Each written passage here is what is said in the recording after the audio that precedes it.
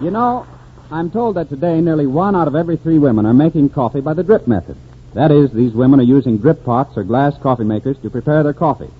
Well, here's a bit of advice for all of them. If you want to make the best cup of coffee by the drip method, be sure to use a coffee ground especially for this method.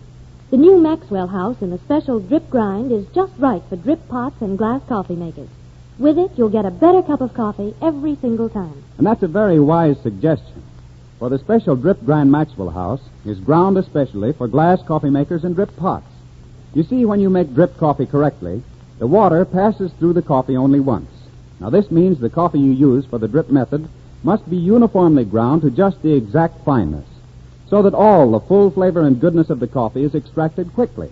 Now, that's why Maxwell House, after scientific study of all ways of making drip coffee, offers you a special drip grind. To make a sparkling, really clear cup of drip coffee every time, buy this special drip grind Maxwell House.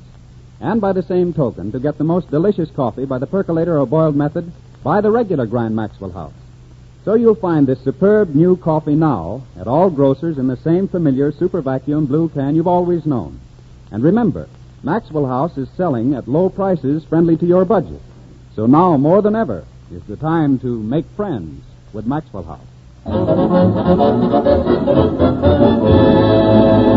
For the first time in a long while, we're going to take you to the little dressing room in a corner of stage 30. The name on the door says Fanny Brice, and inside, with her maid, Musette, we find Fanny humming gaily to herself. Flatfoot Fuji with the flatfoot. Oh, Musette, quick, open the door. Let in our good-looking gentleman. But how do you know he's a good-looking gentleman? If he ain't, don't open the door. Hello, Fanny. Don't let me disturb you if you're decomposed. Well, looky, if it ain't my old Pelgy, Velgy, Slapsie, Maxie. Fancy meeting you in this park. I was just visiting the studio here and hobnobbling with some of my old crows, so I thought I'd drop in and see you for a minute. Come in, sit down, relax yourself.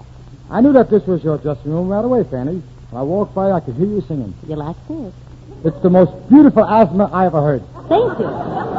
Say, Maxie, is this true what I'm hearing? That you gave up the fight racket and now you're acting as a skipping flicker? Quite so. I'm demoting in front of the cameras now. With muscles like yours, you should be at least a Tarzan. Yeah, Tarzan would be a very tranquility part for me. I'd be good swinging from them trees. I got big, strong arms. Here, just feel them. Like I am exactly. It's a pleasure. With such arms in the love scenes, you would be a killer diller. You know something? What?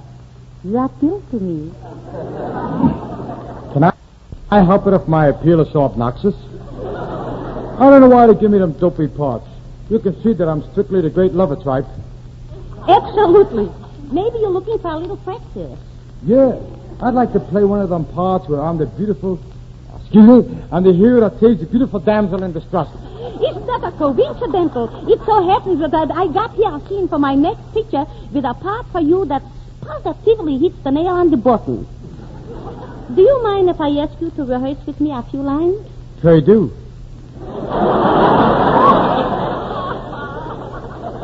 Now, you play the part of G-Man McTracy, and I play the part of a ravishing, beautiful lady crook, Nimble Finger Nancy. Go ahead, read the first line. So it's you, Nimble Fingers Nancy. Ah, so it's you, G-Man McTracy. Ah, so I catch you shoplifting, eh? Hey, so you catch me shoplifting, ah? Aha, so you're stealing some underwear. I'm so afraid it's my first slip. Why don't you give up this life of crime, gal? You know I've always loved you. Why should you be a dirty crook and steal like a thief? Marry me and let me do those things for you. Ah, he loves me. But what do you know about love? I drove a taxi for 3 years. Okay, kid, I'll marry you on one condition. If you'll get my brother a job. He's a midget. I'll get him a job as a milkman with a condensed milk company. Then take me in your arms, my flatfoot Romeo, and hold me tight like a clam. Go ahead, take me in your arms. How? How, yes. Look, make off like I'm another fighter, and you was in the clincher. There, you in my arms. How's that? Fighters should clinch much closer. There, you in my arms. Can I kiss you now? I said you're in my arms. Can I kiss you now? What's the matter, you deaf? What's the matter, you paralyzed? Okay, sister, you asked for it.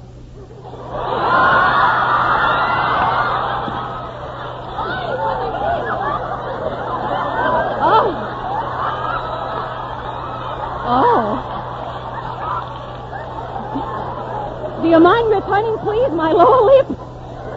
Now you're going to be my blushing bride, gal. I'll love you forever. Oh, you're just saying that because I'm young and my hair is golden.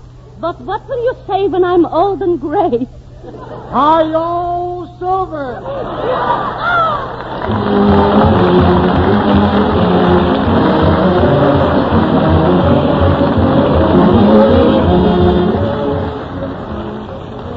For the concert hall tonight, Meredith Willson has chosen a melody that is popular everywhere music is played. The opera Cavalleria Rusticana was an instantaneous success when it was first presented, and its composer, Mascagni, is still remembered for this opera alone.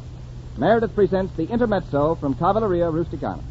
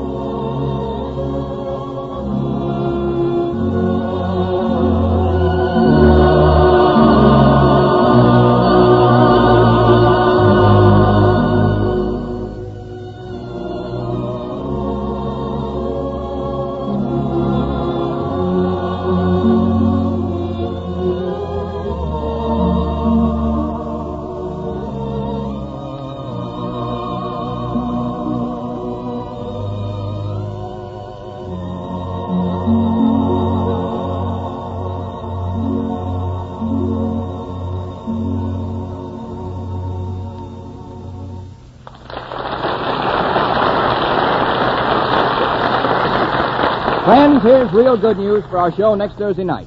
Our guest star, the one and only Spencer Tracy, whose picture Boys Town is America's #1 hit.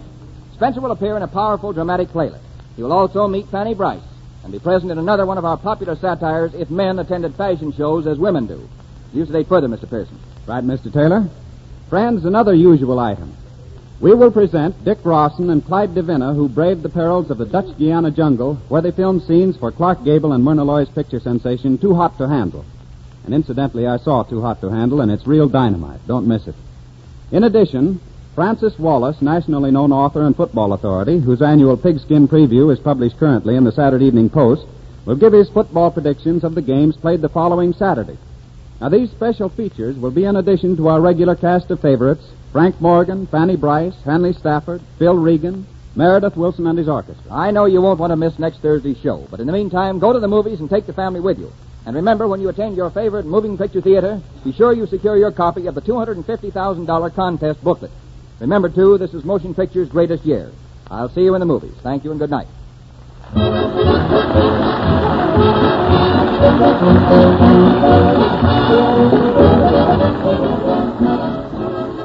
Frank Morgan has asked me to tell you that his campaign song, Morgan for Senator, was written by Roger Edens of the Metro Music staff. And folks, don't forget that next week, many communities go back to Standard Time. So Good News of 1939 will be heard next Thursday at 9 o'clock Eastern Standard Time, 8 o'clock Central Standard Time, 7 o'clock Mountain Standard Time, and 6 o'clock Pacific Standard Time. So until next Thursday, this is Ted Pearson saying good night and good luck for the makers of Maxwell House, the coffee that's always good to the last drop.